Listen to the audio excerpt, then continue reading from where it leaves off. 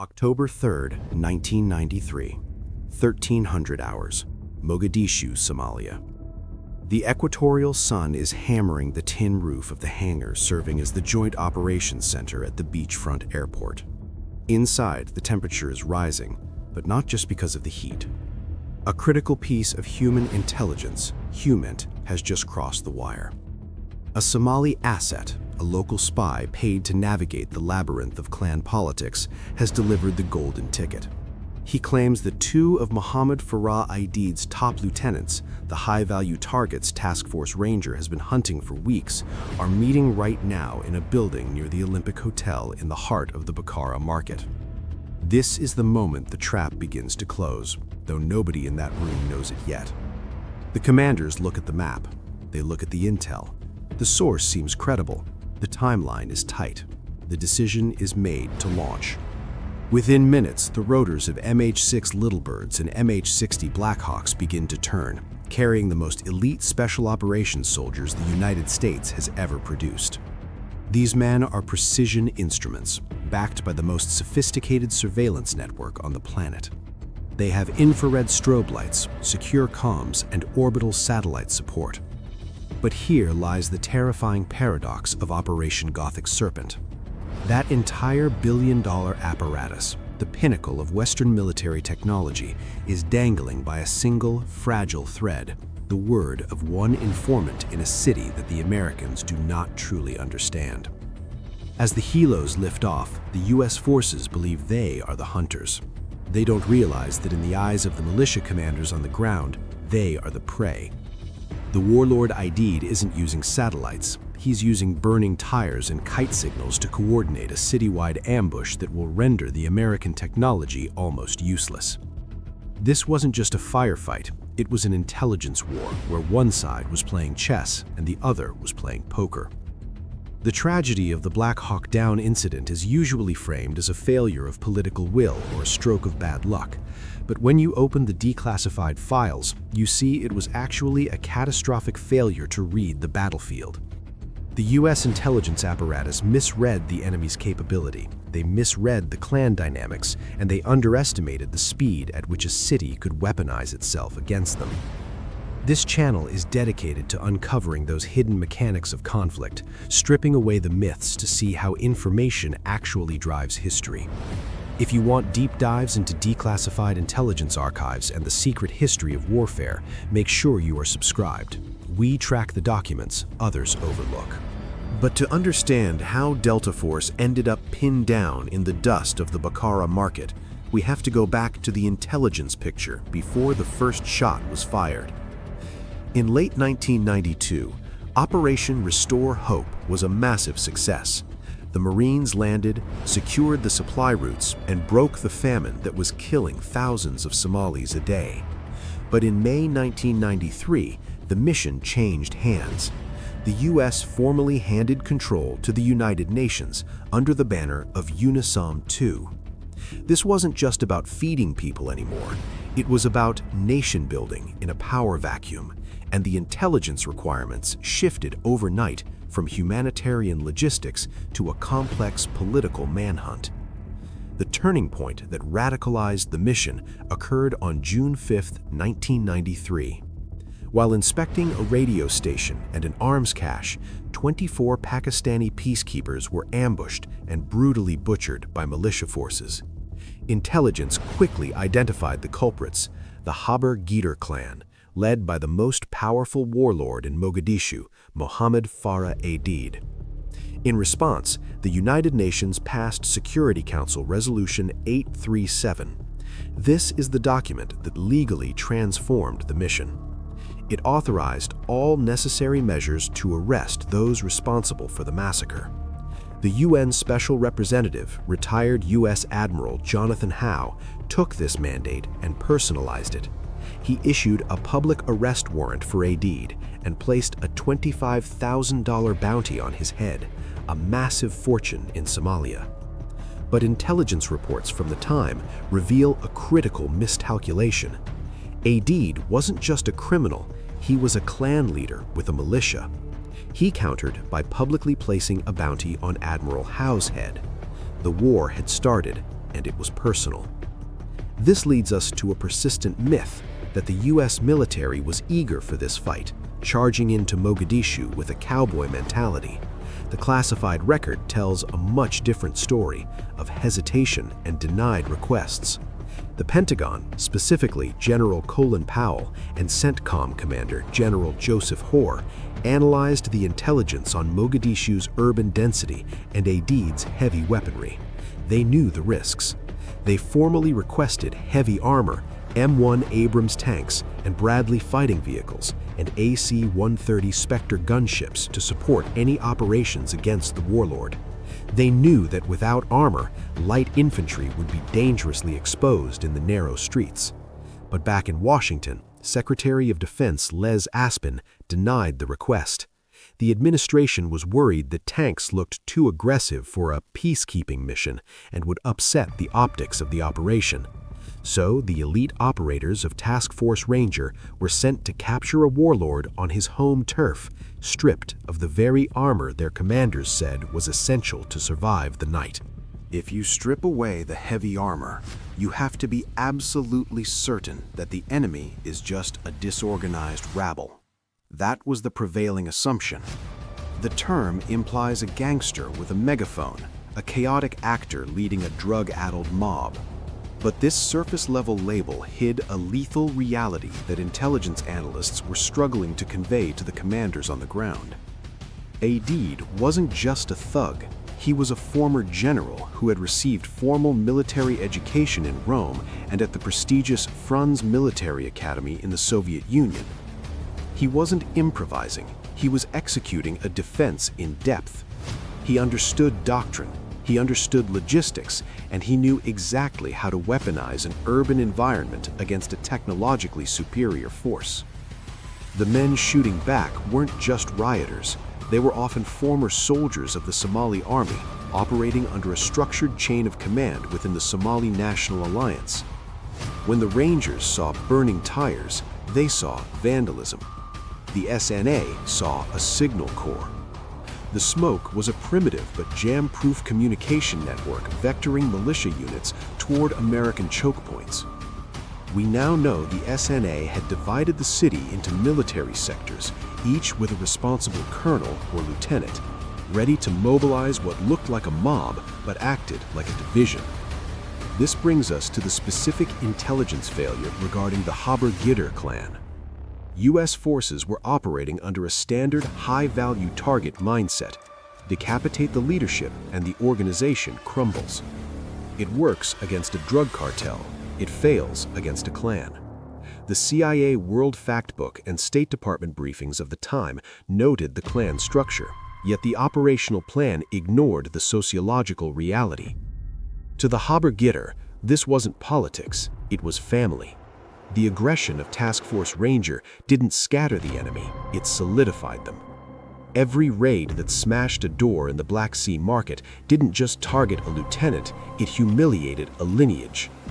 The intelligence network had successfully located the physical targets, but it had completely failed to map the psychological terrain.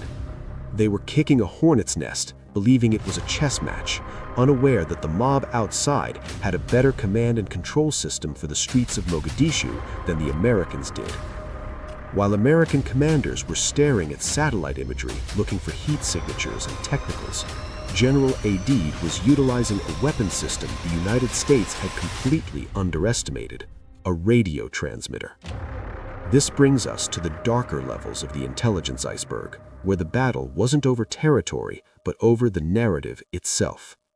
Aidid controlled Radio Mogadishu, and through it, he controlled the psychological reality of the city. While the UN was dropping leaflets, a passive, easily ignored form of psychological operations, Aidid was broadcasting daily inflammatory diatribes that framed the UN not as peacekeepers, but as neo-colonial occupiers engaging in a religious crusade. Intelligence analysts at the time classified these broadcasts as mere nuisance propaganda, failing to recognize them for what they actually were, a highly effective command and control network. The radio didn't just spread lies, it mobilized the population. It told the mobs where to go, when to riot, and specifically that the Americans were coming to destroy their culture. The U.S. intelligence apparatus was designed to intercept Soviet military signals, not to deconstruct the cultural leverage of a warlord speaking to his clan in a dialect the Americans barely had translators for. This blind spot regarding the information space led directly to the precipice of the abyss, the incident that changed the mission from humanitarian aid to a deadly manhunt. On June 5, 1993, the Cold War between the UN and Aid turned hot. A contingent of Pakistani peacekeepers was sent to inspect an authorized weapons storage site located at, crucially, the Radio Mogadishu facility. To the UN planners, this was a routine compliance check. To the Haber Gider clan, this was an existential threat. They believed the UN was coming to seize their voice. As the Pakistanis departed, they were ambushed by an overwhelmed crowd and Aid's militia. 24 peacekeepers were butchered, some skinned and mutilated in the streets. The intelligence post-mortem on June 5th is where the real controversy lies. The Senate Armed Services Committee report on Somalia later investigated whether this was a pre-planned ambush by Aid or a spontaneous reaction to the threat against the radio station. The intelligence community was split. If it was pre-planned, it meant Aid had penetrated UN operational security. If it was spontaneous, it meant US analysts had fundamentally failed to understand the enemy's psychological trigger points. The consensus leans toward the latter. The US and UN failed to realize that in irregular warfare, shutting down a radio station can be perceived as violent as bombing a capital city. This failure of cultural intelligence had catastrophic consequences. The UN Security Council passed Resolution 837 the very next day, authorizing the arrest of those responsible. The mission shifted overnight. The US was no longer feeding Somalia, it was hunting a ghost. And because they hadn't built a reliable human intelligence network inside Aid's circle before the shooting started, they were now trying to build one on the fly, in a city that had just been radicalized against them by the very radio station they tried to inspect. By August 1993, the solution arrived in the form of Major General William Garrison and Task Force Ranger. On paper, this was the ultimate sledgehammer. You had C Squadron of Delta Force, the operators, the men who officially didn't exist, tasked with the physical capture of high-value targets. You had Bravo Company of the 3rd Ranger Battalion, acting as the security element, the guys holding the perimeter. And you had the 160th Special Operations Aviation Regiment, the Night Stalkers, flying the Little Birds and Blackhawks. It was a Tier 1 asset designed to decapitate a command structure in minutes, a surgical instrument dropped into a blunt force trauma ward. But here is where the intelligence failure began, not in the dusty streets of Mogadishu, but in the air-conditioned offices of Washington. Garrison had analyzed the threat. He knew the city was awash in RPGs and heavy machine guns. He requested AC-130 Spectre gunships for overwhelming overhead fire support. Denied. He requested M1 Abrams tanks and Bradley fighting vehicles for extraction insurance. Denied.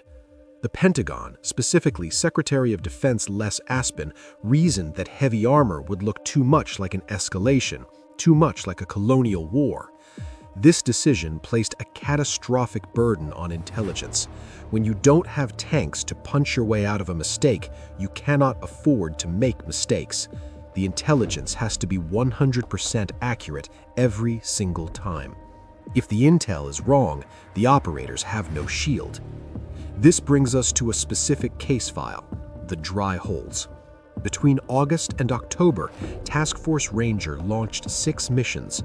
We often skip straight to the disaster of October 3rd, but these precursor raids tell the real story of the intelligence breakdown. The task force was relying heavily on technical intelligence and unvetted informants. In one infamous early operation, Delta operators, acting on what was graded as hard intelligence, fast-roped onto a target building suspected of housing Aid's top lieutenants. They executed a perfect breach, flashbanged the rooms, and zip-tied the occupants in record time. But when the dust settled and the identities were checked, they hadn't captured warlords. They had arrested the senior staff of the United Nations Development Program. They had kicked in the door of their own allies. The intelligence network was drinking from a fire hose of bad data. The locals knew the Americans were listening, and they knew how to feed false positives into the system. The task force was reacting to noise, sprinting into the city and coming back empty-handed or with the wrong people. Each false alarm did two things. It exhausted the operators, and, more dangerously, it trained the militia. Aid's men were watching these raids. They weren't just hiding, they were studying. They were timing the helicopter approaches, noting that the Americans always used the same flight profiles, and realizing that without armor, the mighty Task Force Ranger had a glass jaw. They just needed to wait for the Americans to stay on the ground a little too long. But the danger wasn't just lurking in the intricate alleyways of the Bakara market. A different kind of threat was festering inside the American command structure itself. While the Somalis were unified by a singular tribal objective to defend their turf, the American effort was fractured by a silent bureaucratic war between the Central Intelligence Agency and the military command. On the surface, level 1 of our intelligence iceberg, the relationship looked seamless. You had the elite Joint Special Operations Command, or JSOC, co-located with CIA case officers, all ostensibly hunting the same target, Mohammed Farah-aided. They shared coffee, they shared maps, and they shared the same sweltering hangar. However, if you drill down to level 2, the reality was a potent culture clash that arguably doomed the operation before the first Black Hawk ever spun up. Washington Post reporter Vernon Loeb later chronicled this friction, noting that the intelligence officers felt the military's aggressive footprint, constant helicopter buzzes and loud convoys, were spooking the very targets the spies were trying to track. In intelligence tradecraft, protecting the source is often more important than the information the source provides.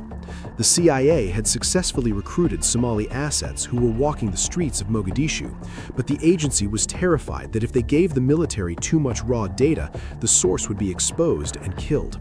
So instead of a direct pipeline of information to the assault team leaders, the intel was filtered, sanitized, and compartmentalized.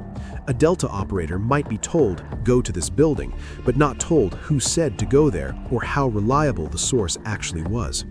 They were kicking down doors based on whispers that had traveled through 3 layers of bureaucracy. And this brings us to the biggest myth of Operation Gothic Serpent, one that Hollywood has cemented in the public imagination. When you watch the movies, you see commanders in a high-tech operations center watching the battle unfold on giant screens with crystal-clear, real-time drone footage. You see them tracking individual soldiers like pieces on a chessboard. That is a complete fabrication. In 1993, the Predator drone did not exist. There was no real-time, high-definition, persistent surveillance.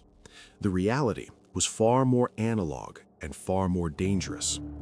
The eye in the sky was usually a Navy P-3 Orion, a large propeller-driven aircraft designed to hunt submarines in the open ocean, not track guerrilla fighters in a dense urban sprawl.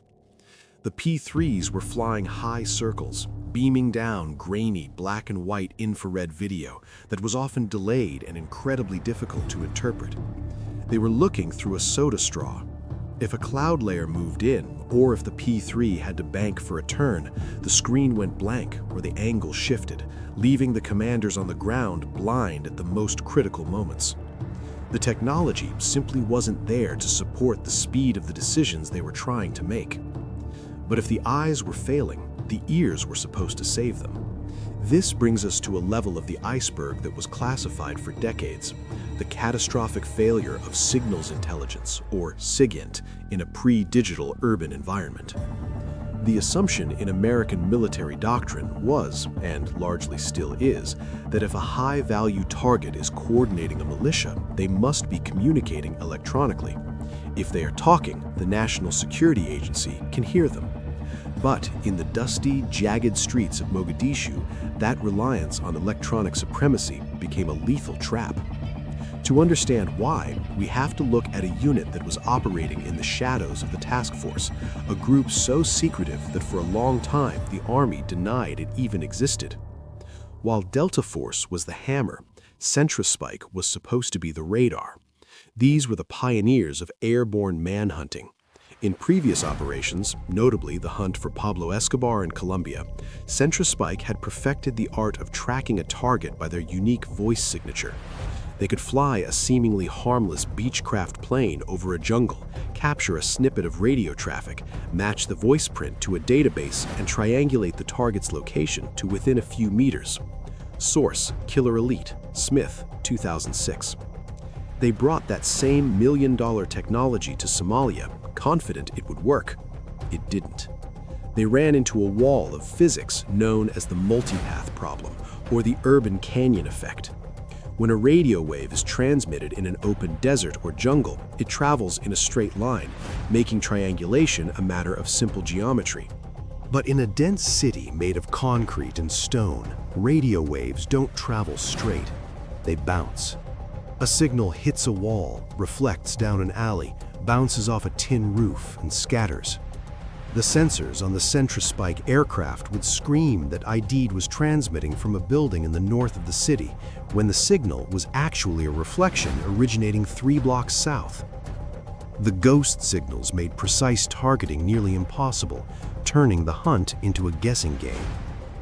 But the failure wasn't just technical, it was a failure of adaptation. They were designed to intercept the heavy radio traffic of a Soviet tank division. ID, however, realized very quickly that the sky had ears. So, he simply unplugged the war. While the Americans were scanning thousands of frequencies waiting for a digital hit, the Somali militia reverted to a communication network that was invisible to high-tech sensors: the human courier. ID stopped using the radios. He bypassed the airwaves entirely. His orders were carried by women concealing notes under their garments, moving through the Bakara market where U.S. forces couldn't go. He utilized the city's crumbling hard-wired landline telephone network, copper wires physically connecting safe houses. A landline conversation emits no radio frequency for a plane to catch unless you have a physical tap on the wire, which the U.S. didn't have. This created a terrifying blind spot. The task force commanders were lulled into a false sense of security by the silence. They believed that if a major ambush was being organized, they would see a spike in radio intercepts. They didn't realize that the absence of signal wasn't peace, it was discipline. The enemy was coordinating a massive mobilization using methods that predated the telephone, effectively rendering the most sophisticated spy planes in the world deaf, just as the clouds had made them blind. This blindness forced a pivot to the oldest form of tradecraft in existence: human intelligence, or HUMINT. When the satellites can't see inside the tin roofs and the radios go silent, you have to buy eyes on the street.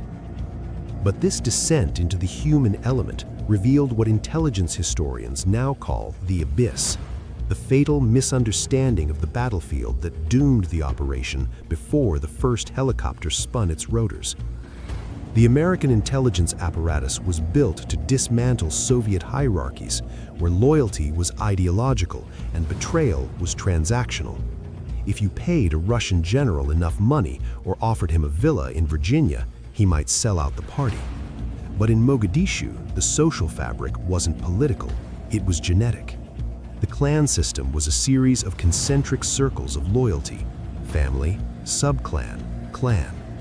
But in a dense city made of concrete and stone, radio waves don't travel straight, they bounce. A signal hits a wall, reflects down an alley, bounces off a tin roof, and scatters. The sensors on the Centrispike aircraft would scream that ID was transmitting from a building in the north of the city, when the signal was actually a reflection originating 3 blocks south. The ghost signals made precise targeting nearly impossible, turning the hunt into a guessing game. But the failure wasn't just technical, It was a failure of adaptation. They were designed to intercept the heavy radio traffic of a Soviet tank division.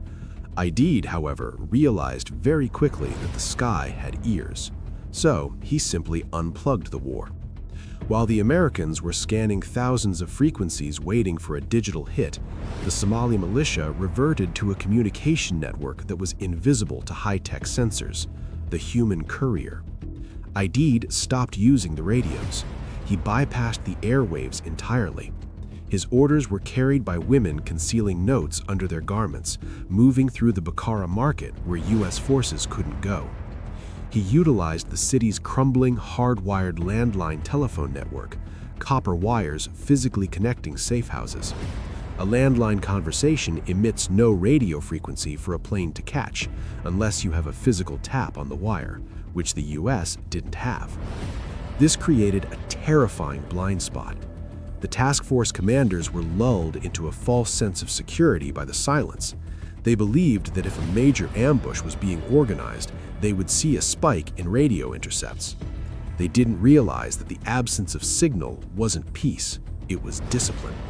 The enemy was coordinating a massive mobilization using methods that predated the telephone, effectively rendering the most sophisticated spy planes in the world deaf, just as the clouds had made them blind. This blindness forced a pivot to the oldest form of tradecraft in existence, human intelligence, or humaned. When the satellites can't see inside the tin roofs and the radios go silent, you have to buy eyes on the street. But this descent into the human element revealed what intelligence historians now call the abyss, the fatal misunderstanding of the battlefield that doomed the operation before the first helicopter spun its rotors. The American intelligence apparatus was built to dismantle Soviet hierarchies, where loyalty was ideological and betrayal was transactional. If you paid a Russian general enough money or offered him a villa in Virginia, he might sell out the party. But in Mogadishu, the social fabric wasn't political, it was genetic. The clan system was a series of concentric circles of loyalty: family, subclan, clan. The reliance on this single visual trigger, a raised car hood, was the culmination of the intelligence failure. The signal's intelligence had gone dark. The imagery was blocked by roofs. The network was polluted by double agents. All the billions of dollars in American military technology had been reduced to waiting for one scared man to pretend his engine had died. When that hood went up, the commanders in the JOC didn't see a car breaking down. They saw a green light. They launched the fleet, unaware that while the signal was correct about the location, the enemy's counterintelligence network had already noticed the pattern. The militia wasn't just watching the sky, they were watching the street, and they were ready for the reaction that the signal would provoke. That signal arrived at 13:30 hours, not as a digital burst, but as a piece of theater on the street below. A Somali source, an asset working for the task force, drove a silver car toward a building near the Olympic Hotel in the heart of the Black Sea district. He didn't use a radio or a tracker. In a neighborhood where every window had eyes, high-tech devices were a death sentence. Instead, he relied on tradecraft that was almost disappointingly analog. He stopped the car in front of the target building and popped the hood, feigning a mechanical breakdown. High above, looping in the sky, the pilot of an OH-6 Cayuse surveillance helicopter, call sign Barber, spotted the open hood. He relayed the visual confirmation back to the Joint Operations Center, or JOC, located at the airfield. Inside the JOC, General William Garrison was staring at a bank of monochrome monitors. This room was the central nervous system of the operation, an entity designed to fuse human intelligence, humant from the street, with the overhead imagery from the helicopters. The screens flickered with the grainy, real-time reality of the city. The intelligence was specific. The building contained Omar Salad Elmi, AIDS foreign minister, and Mohammed Hassan Awale, his top political advisor. These were not random militia captains, they were the political brain trust of the Haber-Gieder clan. Garrison made the assessment. The intelligence was fresh, the asset was credible, and the targets were stationary. The code word triggered an immediate mechanical fury on the flight line. The 160th Special Operations Aviation Regiment spun up their rotors, and the Delta Force operators and Rangers loaded into the birds. They launched into the afternoon heat, a swarm of black helicopters banking over the coastline and cutting inward toward the chaotic sprawl of the city. The initial assault unfolded with terrifying precision. The little birds touched down on the street, depositing Delta operators who breached the building instantly. The Rangers fast roped down to secure the four corners of the block. And here is where we must correct the most persistent myth regarding the Battle of Mogadishu. The operation is often remembered solely as a disaster, but the raid itself was technically a flawless success. The intelligence was accurate. The operators stormed the room, identified the targets, and had Salad and Awale in flex cuffs within minutes. They had achieved the objective. The capture was textbook. But intelligence is a race between what you know and how fast the enemy can change the variables. The task force had perfect intelligence on the target, but they had a catastrophic blind spot regarding the environment. The JOC screens showed the streets filling up, but they couldn't capture the intent. They knew where the targets were. They did not know that the malicious counterintelligence network had effectively pre-positioned an ambush across the entire sector. As the convoy prepared to load the prisoners for exfiltration, the city didn't just react, it mobilized. Tires were set on fire to block the streets. RPG teams moved to rooftops. The successful raid was over, and the intelligence on how to get out was about to prove non-existent. High above the Bukhara market, the Navy P-3 Orion surveillance plane, callsign Courage, was orbiting in wide, lazy circles. Its cameras were the ultimate high-tech advantage, beaming live video back to the Joint Operations Center, JOC, at the beach. The commanders could see the burning tires and the mobilizing militia before the convoy turned a corner. But in practice, there was a fatal latency in the loop. The P-3 would spot a roadblock and relay it to the JOC. The JOC would analyze it, then radio the convoy commander, Lieutenant Colonel Danny McKnight. McKnight then had to radio the lead Humvee. In the sterile environment of a training exercise, this chain of communication takes seconds. In the deafening chaos of Mogadishu, where the air was thick with the crack of supersonic bullets, those seconds stretched into minutes. By the time the lead vehicle received the order to turn right to avoid a barricade, they had often already passed the intersection, or worse, driven straight into the kill zone. The intelligence was accurate, but it was too slow to be actionable. On the ground, the surface layer of this intelligence iceberg was visible to men like Sergeant Matt Eversman of Chalk 4. His team had roped down to set up a blocking position to protect the assault force. The intelligence briefing had suggested a manageable resistance. What Eversman found was a wall of lead. The Rangers weren't fighting a disorganized mob. They were fighting a city that had been weaponized. Every alleyway, window, and rooftop became a firing port. The volume of fire was so intense it defied the pre-mission assessments. The militia wasn't just shooting, they were coordinating. They were moving to flank. The human intelligence, the HUMINT, had failed to predict the speed at which ID's lieutenants could organize a counterassault.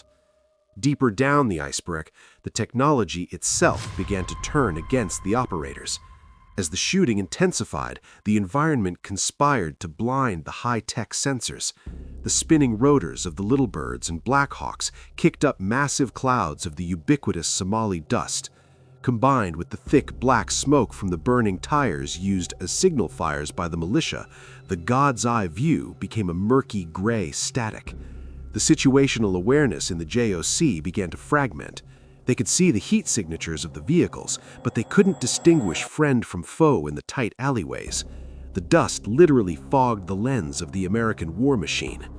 Then came the turning point that would shatter the mission entirely. Super 6-1, the Black Hawk, piloted by Cliff Woolcott, was flying low, providing fire support for the troops pinned down below. The intelligence assumption, the doctrine the pilots flew by, was that the Black Hawk was largely invulnerable to the small arms fire coming from the ground, and that rocket-propelled grenades, or RPGs, were anti-tank weapons that couldn't effectively target a fast-moving helicopter.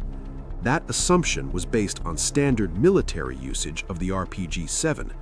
What U.S. intelligence did not know, what they hadn't seen in the intercepts or the surveillance photos, was that the Somali militia had modified their tactics. They weren't aiming for the body of the helicopter. They had learned to modify the RPG fuses and use massed volley fire. They would wait for a helicopter to bank or hover, presenting a stationary target, and then fire a wall of unguided rockets, aiming specifically for the tail rotor.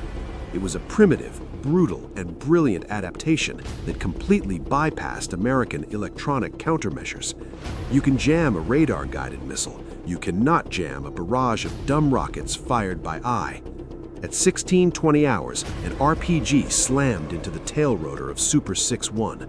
The explosion didn't just destroy a helicopter, it destroyed the mission plan. The assault phase was instantly terminated. The prisoner extraction was secondary. The intelligence map of safe routes and extraction points was instantly obsolete.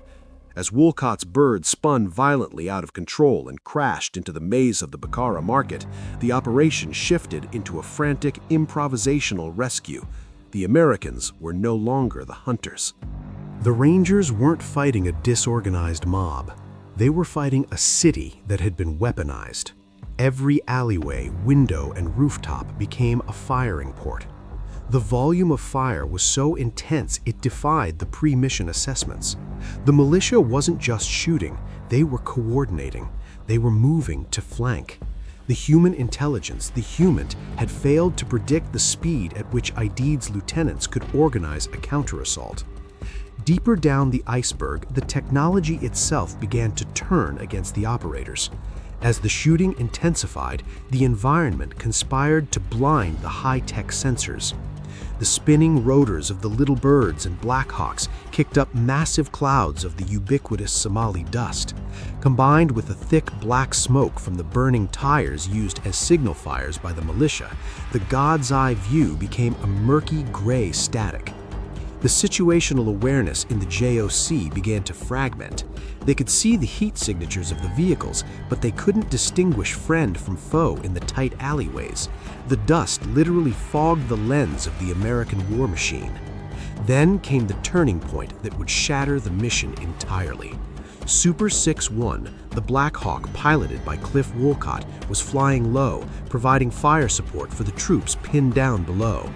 The intelligence assumption, the doctrine the pilots flew by, was that the Black Hawk was largely invulnerable to the small arms fire coming from the ground, and that rocket-propelled grenades, or RPGs, were anti-tank weapons that couldn't effectively target a fast-moving helicopter. That assumption was based on standard military usage of the RPG-7. What U.S. intelligence did not know, what they hadn't seen in the intercepts or the surveillance photos, was that the Somali militia had modified their tactics. They weren't aiming for the body of the helicopter. They had learned to modify the RPG fuses and use massed volley fire. They would wait for a helicopter to bank or hover, presenting a stationary target, and then fire a wall of unguided rockets, aiming specifically for the tail rotor.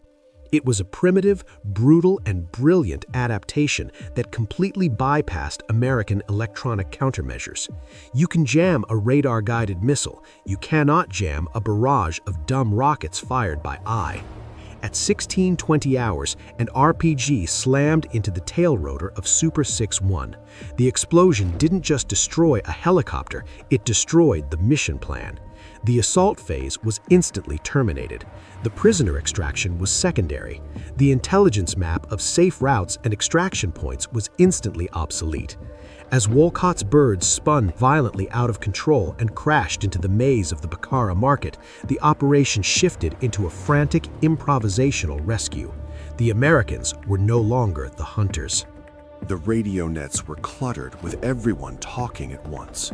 Pilots calling out targets, the JOC demanding situation reports, and terrified operators screaming for medics. The crucial data, Where to turn right now to avoid dying was buried under layers of panic and protocol. The lost convoy became a rolling target practice for the militia. Every time they missed a turn and had to reverse, they stopped moving. In urban combat, a stationary vehicle is a coffin. The Somalis didn't need radios or satellites. They just followed the black smoke and the sound of gunfire. They set up hasty L-shaped ambushes at the intersections, firing rocket-propelled grenades at the lead and rear vehicles to box them in. The Americans, trapped inside bullet-riddled steel boxes, could feel the intelligence advantage evaporating. They were no longer fighting a coordinated battle. They were fighting for inches of asphalt, blinded by the very technology that was supposed to save them. The high-tech grid had collapsed, leaving them alone in the maze. But as the sun dipped lower and the shadows lengthened across the Bakara market, a disturbing question began to settle over the Tactical Operations Center, one that wouldn't be fully articulated until years later.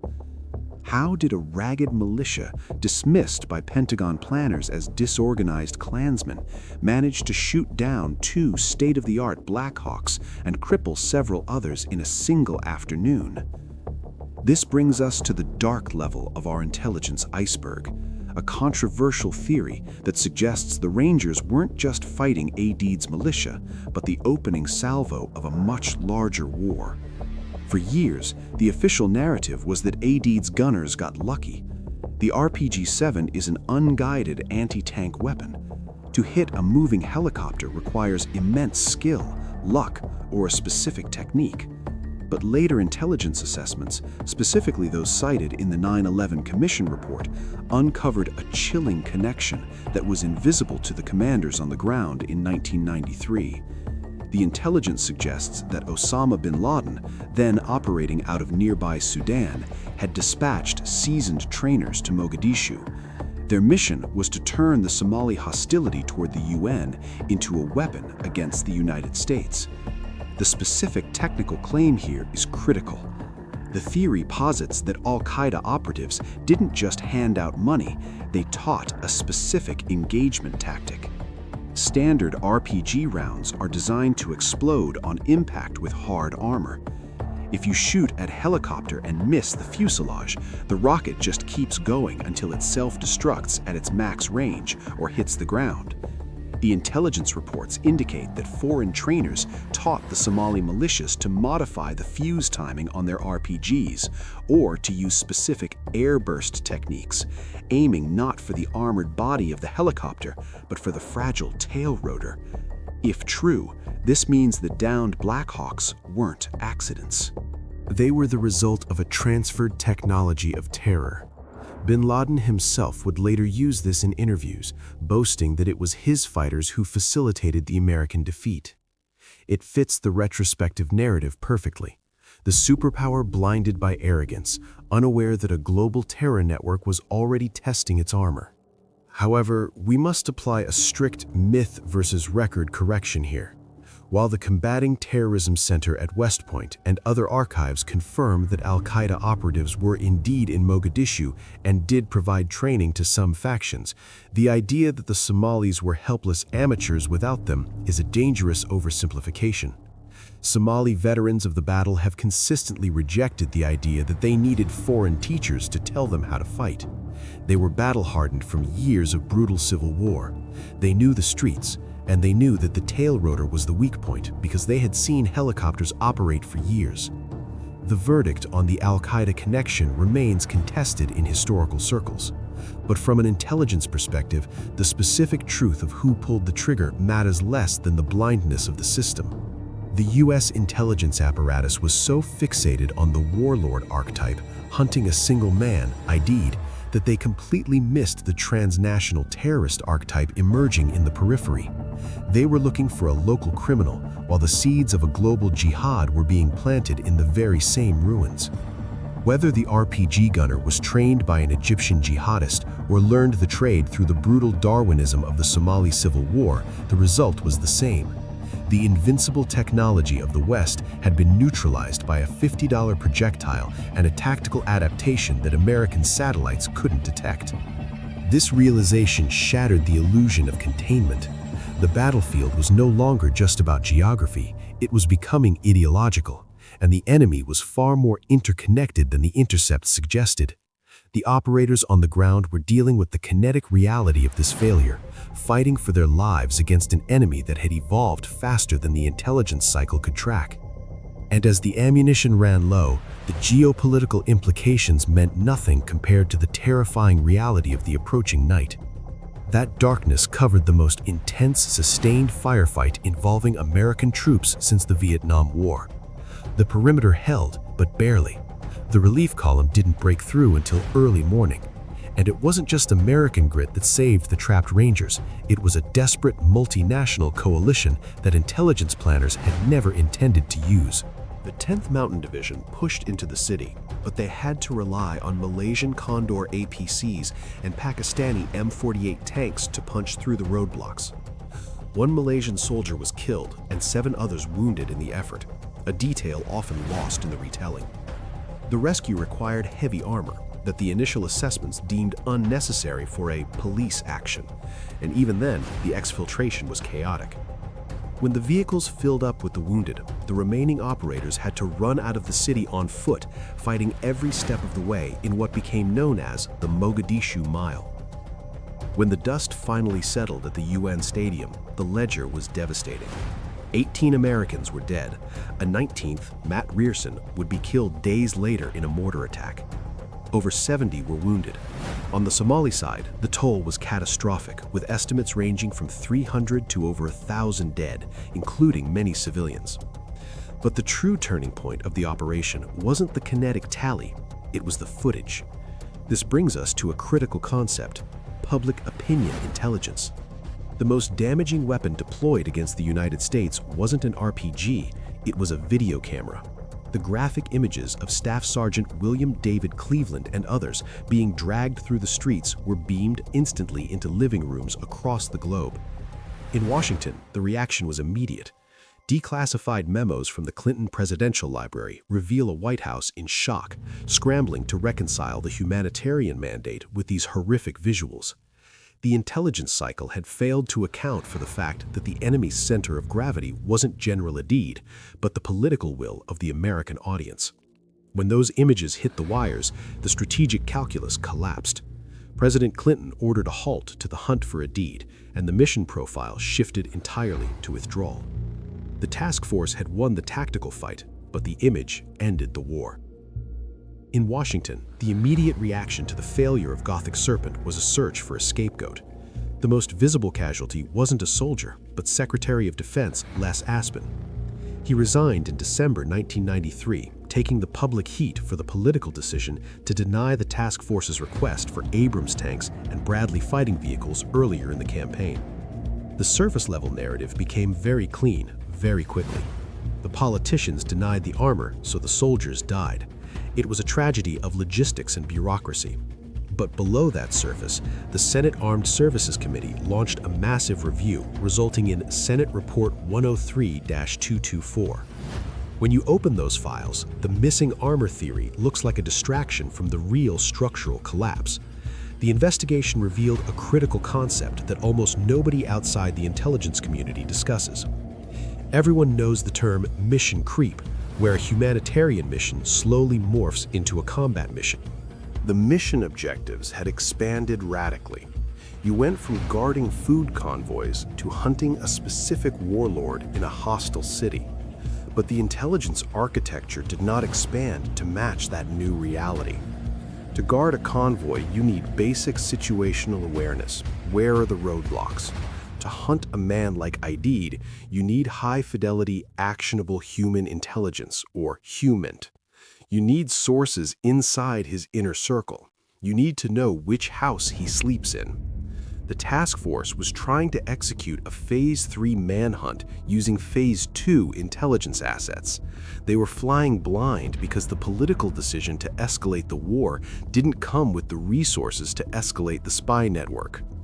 The intelligence analysts and commanders fell into a cognitive trap. US military was so dominant, they assumed Aidid's power structure was brittle.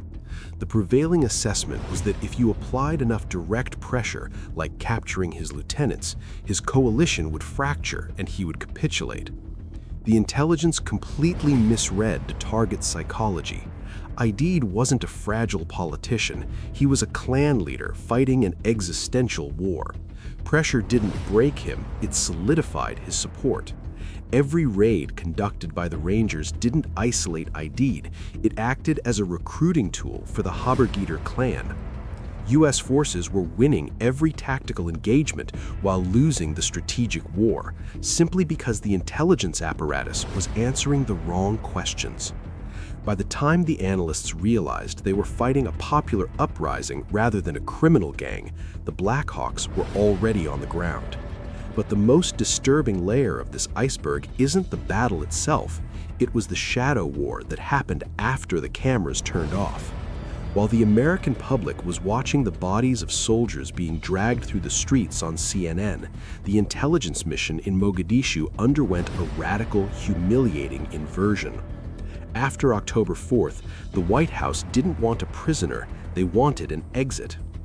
According to declassified State Department cables from late 1993, the strategy shifted from breaking the Habergider clan to effectively renting it. The Joint Special Operations Command, or JSOC, was ordered into a purely defensive posture.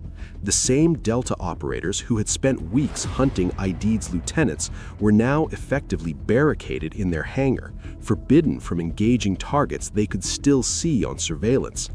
The intelligence apparatus, which had been geared entirely toward kinetic raids, finding a door to kick down, was suddenly useless because the solution was no longer military, it was transactional.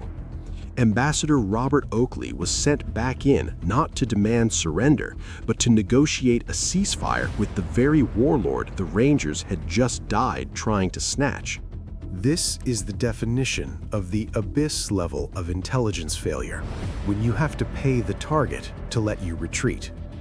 The CIA station began using its funding not to cultivate spies for coordinates, but to buy enough temporary loyalty among the subclans to ensure the UN withdrawal didn't turn into a massacre.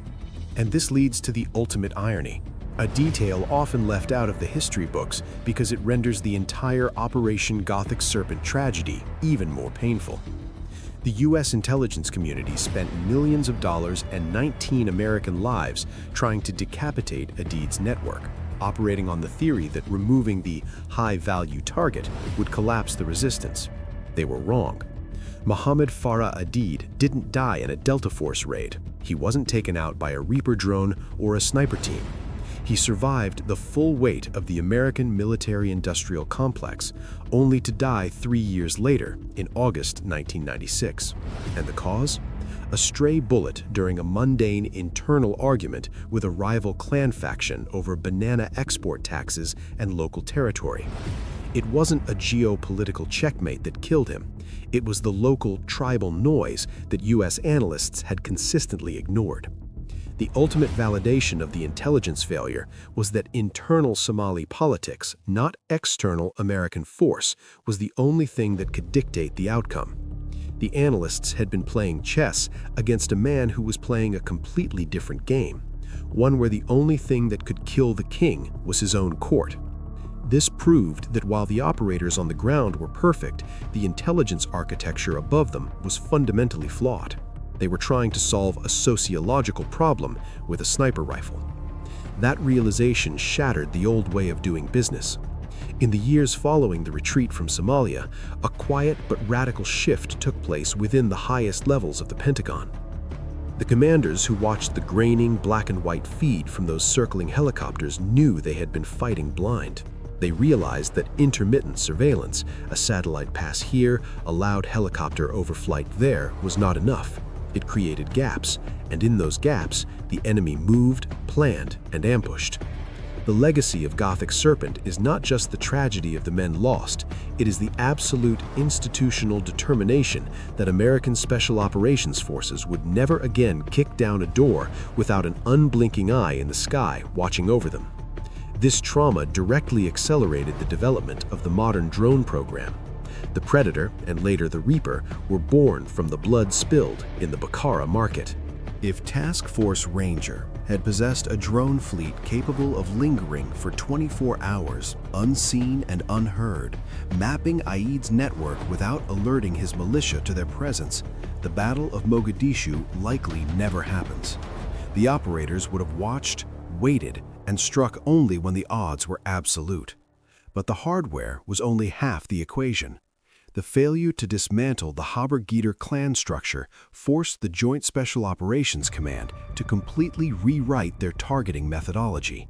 In 1993, the operational cycle was slow, disjointed, and heavy on brute force. By the time these same units fought in Iraq and Afghanistan, the hard lessons of Mogadishu had hardened into the F3EAD cycle: find, fix, finish, exploit, analyze, and disseminate. In Somalia, the exploit and analyze phases were tragically neglected. They smashed targets but failed to gather the pocket litter, the notebooks, and the data that would lead to the next target immediately. The modern manhunting machine that later dismantled Al-Qaeda networks was built on the ruins of Gothic Serpent. It transformed special operations from a series of isolated, distinctive raids into a continuous data-driven feedback loop where the intelligence from one raid triggers the next one within minutes, not days. They learned that the finish, the shooting, is actually the least important part of the cycle. The exploit, learning from the enemy, is what wins the war. Ultimately, the Nightmare in Mogadishu serves as a brutal masterclass in the limits of military intelligence. It proved that you can have the best signals interception in the world, the best operators, and the most advanced helicopters, but if you do not understand the human terrain, you will fail. Intelligence is not merely about locating coordinates on a map or intercepting radio frequencies. It is about understanding the sociology of the streets, the loyalty of the clans, and the invisible lines of power that hold a starving city together. The operators in 1993 were sent to decapitate a snake without realizing the snake was the only thing holding the ground together, and that by cutting it, they weren't solving the problem, they were becoming the problem. If you want to understand how this evolved further and how JSOC took these hard-learned lessons to industrialize counterterrorism in the years that followed, I've put together a deep dive playlist on the hidden history of Joint Special Operations right here on the screen. Click that to see the evolution of the machine that Mogadishu built. Thank you for watching, and I'll see you in the next brief.